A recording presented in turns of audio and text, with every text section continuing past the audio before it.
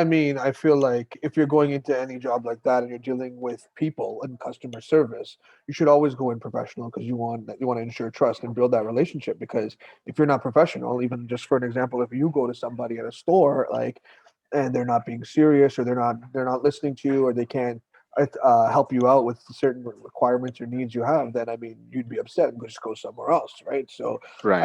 I think you should always go in with the mentality of being professional at all times, and put that face on as soon as you walk in through those doors, and Yeah. right after you leave and get in your vehicle to go home. I mean, take it right off. Yeah. Yeah. Fair enough. Fair enough. Do you see yourself working in any other department otherwise from the service department? Well, at the moment, sorry, I should have mentioned earlier. Like, once this COVID stuff did start, like I've been temporarily laid off of the industry, and I've started to include myself in other industries and kind of looking for new career paths. So I'm kind of holding off. I mean, as it gets better, I may go back. So I don't know yet, Right. but I don't think I feel comfortable right now at this point in my life with the family that I have, and now I have two children.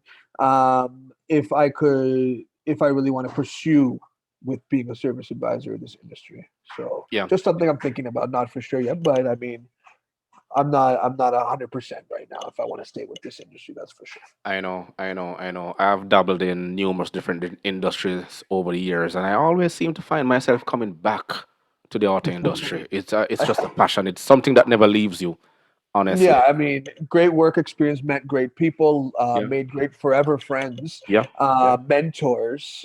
So it's good to know that I did do this, and to meet these certain people that I will forever know and forever keep as friends, and yeah. maybe and I learned a lot from them. So it was good. So that's what may keep me going back. Just like you said, Mhm. it's a passion, and obviously the environment and the Yeah, people you work with make it mhm. make it much easier to want to go back. Yeah. Definitely, definitely. You have to have that passion and that love for what you do.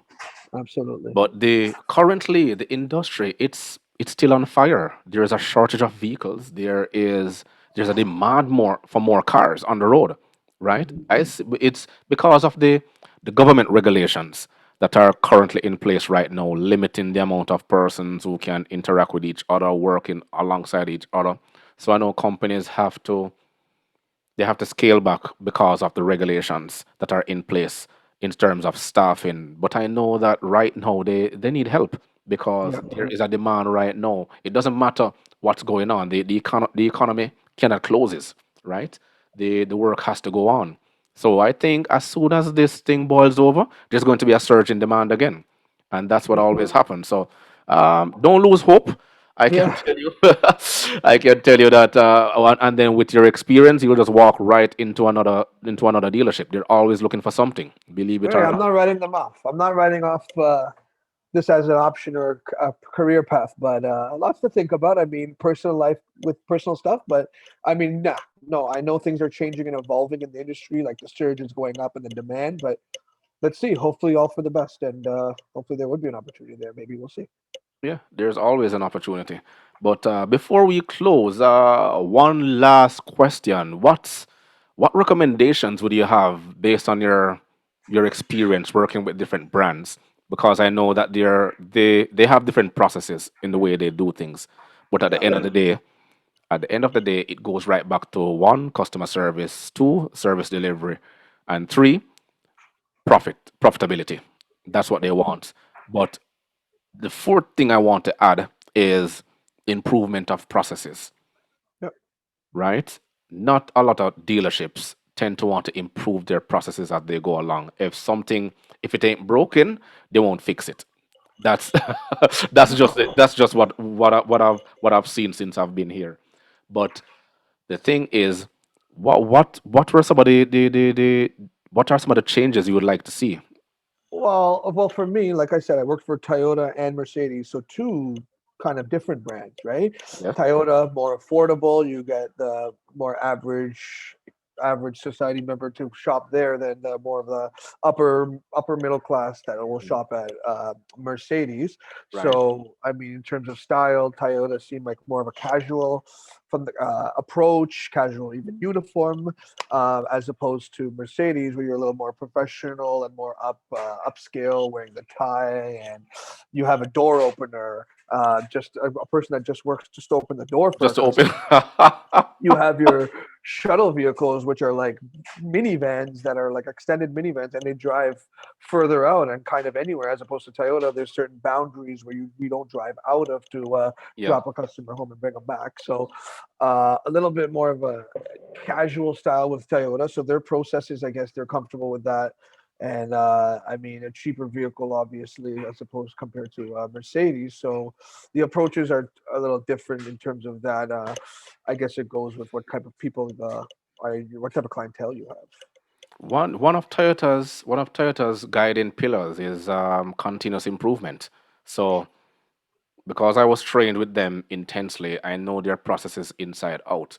But they're constantly improving, constantly finding new ways of doing things, constantly innovating, right? Hmm. And people actually study their system because they have a marketing system that if you get the chance to visit their factory in Japan, they have a system called the Toyota Way in Sales and Marketing. It's very intense, very How very do you spell it? explainable. Sorry.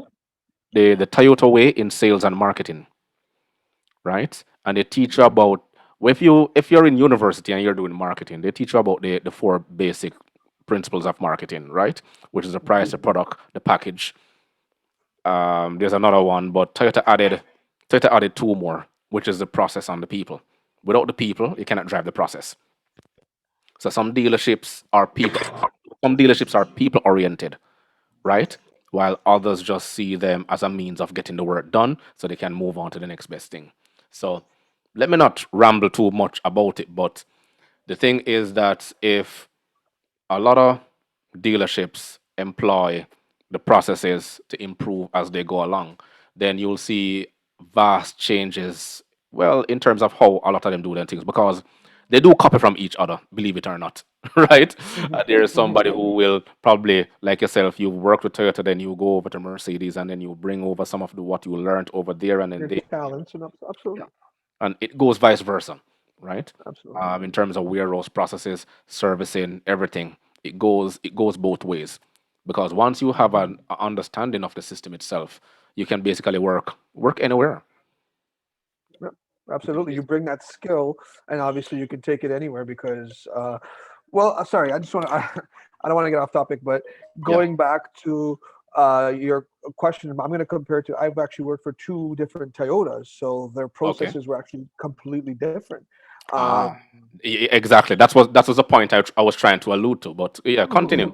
Yeah, so at one Toyota where I've learned a lot from and where I started, compared to the one where I worked after that, they had a different management system, a different way of doing things, a different way of um, their labor system in terms of techs and teams and Yeah. advisor being a teammate with the tech. Then in one Toyota, there it was just you. Everyone's your tech, and you're not really doing it on teams. There's one massive team. So different processes for everybody, but you're right, same business model, and they do learn off or copy off each other and stuff like that to kind of implement the same thing. So I mean, obviously the end goal is always the same, but the winner of the race is going to be the person who does the process before that much more Exactly, efficiently, exactly. And right? I can guarantee you the of the two you mentioned, the one that is following the basic guideline processes is the one that is going to be more profitable, and the one that is higher in the ranking than the other one. I guarantee that, right? Because Yeah. don't ever don't ever move away from the basics. That's basically what it boils down to, right? Always stick to the basics. You try to innovate, you try to tweak it a little, but always go back to basics and start the process all over again, Yeah. right? So that's basically what it is. Always know exactly what needs to be done.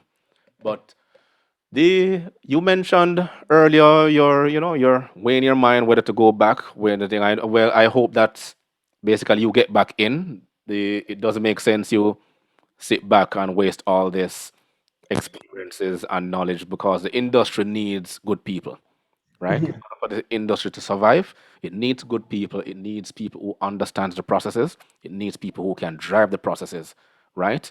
And persons with the experiences, they are the ones who should be given the chance. Too many times I've seen, because I've been in an industry over 20 years, I can relate to a lot of the things that I've seen over the last A lot of different people.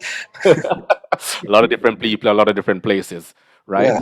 And I've seen people come, people go. I've seen they take people from who have basically no automotive skill, people out of banking, financing, legal, and they put them in positions that they're out of their depth in terms of what they're supposed to be doing, right? But that's a whole different that's a whole different story.